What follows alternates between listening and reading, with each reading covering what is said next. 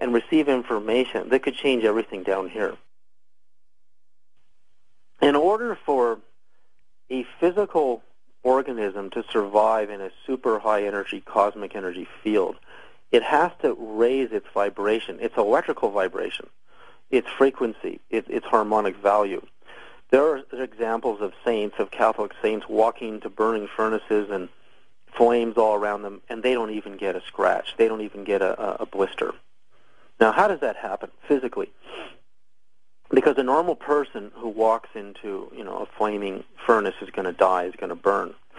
Well, what fire really is the difference in potential, of energy potential, between a low energy or low frequency life form and a super high frequency energy, which is what fire is. But when a high frequency waveform enters a high frequency field, the difference between them, there's very little friction, so there's no burning. Now, when you think of NASA looking for the proof of extraterrestrial life, they're looking for these habitable zones in planets like ours where the temperature is just right, 72 degrees, and the water melts, and, you're far enough away from your sun but close enough to get a nice suntan. They're looking for that. But when you understand membranes in biological systems, the membrane around a cell, there are examples of increasing the frequency or energy of a membrane, and it's surviving in a much higher temperature environment really, really well. So it's really all about the energetics of a cell, of an organism, and its membrane. So the problem is fields of energy that emanate from living systems that are super high energy, they transmit that energy to everything around them. We can take an example of a Tesla transmitter coil, which is transmitting real electricity, and then you just put some copper wire and spin it in a circle in a coil, which has no electricity in it, and hold it near it. That coil, that receiver coil with no energy, will start to radiate with energy because it's receiving the transmission. We're kind of the same way. And what happens is super high energy beings, basically because we're such a weak energy field, they fry our circuits. This is why I believe the God of Moses warned the people, he put markers around the mountain, because if you get too close, you are going to burn, you're going to fry. And Moses somehow had trained and did mystic practices like like I mentioned, some of these Catholic saints who can be in these high energy fields of fire and they don't even burn. He was able to withstand the super powerful vibrations of his God. Now, I think in the fourth kind, it was kind of very similar to that. The new children being born into the new sun and the new energy, their DNA is getting imprinted with this kind of information. And their abilities, we're not prepared in the Western world to understand and deal with some of these abilities.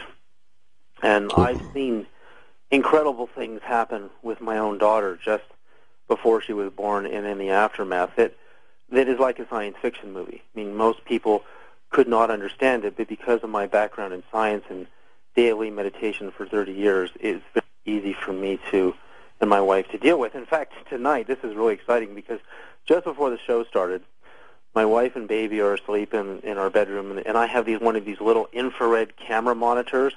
So our bedroom is pitch black, and I'm looking on the monitor, which is night vision, and I see this soft, round ball of light coming down from the ceiling and going right into my daughter's head.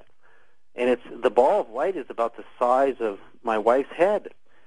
And because the show hadn't started yet, I went in and I whispered, I said, Crystal, I can't even believe what I just saw. I just saw this ball of light on the night vision go into Alira's head. And she said, I was just praying to my angels to ask for protection for her. We have an infinite supply of knowledge, resources. I've seen the most incredible inventions on YouTube and Zorg.com that if they got funding, this country would go into a super world overnight, literally a super world overnight if we funded these inventions that are happening on YouTube. And we're so stupid because we say, well, there's no money for those inventions in the bank, but what is money? What does a person do with it? They pay their rent or their mortgage, and they eat food, and they drive their car, and they take care of themselves and their kids. Well, where does all that money go for the mortgage? It goes back to the bank. So does the money to the landlord. It just goes back to the same people that generated it. So what do you mean? What all we're doing is living in a box, and we're eating food that's there. We have millions of tons of food that rots every year worldwide. So we're really stuck on this money thing, and that's where the people in Egypt are frustrated. They know in Greece now they're doing barter, because they know they have enough olives and feta cheese and Greek food to feed everybody. So what do you mean there's no money? There's everything that we spend the money on. And so what's the problem? Who are the puppet masters that are keeping us in a subdued state of consciousness? Is this being done by the financial establishment, the religious establishment to some degree? I mean, what are your thoughts on the repression that we may be experiencing that's keeping us from getting into the new paradigm as quickly as maybe we should? Well, I think a lot of us feel trapped. I mean, let's go to your first level. Just from a financial perspective, we all want to work. Americans love to work, but we're saying there's no money, and we're trapped. And it's a crisis situation when people who want to work and want to raise children can't, because we're saying there's no money, but there's everything we need to do. So we want to shift on that level really bad. And I think what's happening in Egypt and Tunisia is just the beginning of a massive ripple effect. And what they've demonstrated there in Egypt is, and this is in Plato's Republic, your government is only as powerful as the military is willing to support them. And you think of who the military guys are. I mean, they're guys and girls and women that men and women that, frankly, in our country live in poverty conditions in a lot of these communities. And they are only going to support their government as long as their government is doing the right thing, Plato says. And once they oppress this very same people they eventually turn. And then we're seeing this happening in Egypt. We feel, the people in America and in Europe and the whole world feel right now that the financial establishment has pushed them too far. You've made us work so hard that women can't even be with their children. We have to make so much money that we have to have nannies. My wife and I saw this hilarious movie called Nanny, and we can't even have that bond anymore because we're on adrenaline. We're on Starbucks coffee trying to make the money to make everything work, and we're going as fast as we can, but we're still not good enough. That's what the establishment is saying to us. So people want change on that level so bad, and if it doesn't happen soon, you're going to see a meltdown on a scale that makes the last financial crisis seem like nothing. And on the second level, on an educational level, we keep thinking that, well, we did a pretty good job so far, so let's keep educating our children the same way. Well, our children are the new world. So they're going to be us next. They're going to be the doctors and the agriculturalists and the architects and the scientists and the massage therapists and the musicians. They're going to be everything. So the emphasis on them is everything, because how they turn out determines whether we're going to make it or not. And then once you look back in history far enough, you realize that, a great God doesn't necessarily come out of the sky. What is our greatest hope? That are we going to have to live under this oppression forever? Or periodically throughout history, does the universe separate the riffraff from the more holistic or more harmonious people? And in quantum systems, I love looking at science, and I love looking at biology, because science and biology can give you indicators of what's really possible in the universe.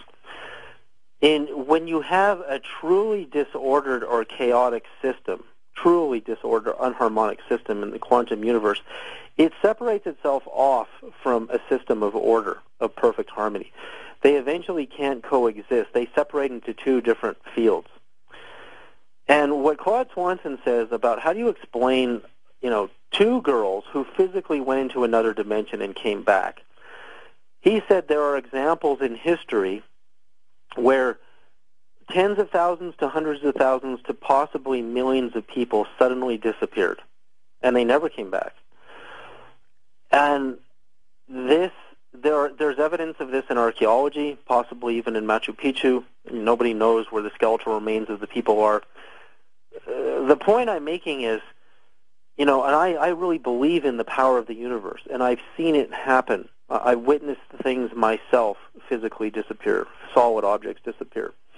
In fact, I've had 2 customers with 2 of my pendants have their pendants physically disappear, right in front of them. And so objects, and we now know in quantum physics, entanglement theory tells us, in fact, this is being done at major universities in Queensland.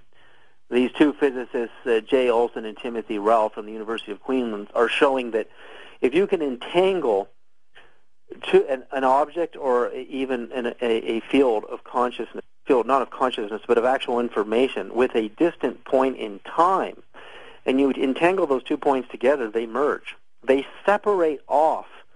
Entangled systems that are not in harmony with the observable system, which is the world now, they actually separate off and they physically disappear. Claude Swanson says that they synchronize with each other, which is the same thing as entanglement. All of their wave functions, and there's many more wave functions than frequency and spin and angular momentum. There's what I call a total harmonic value.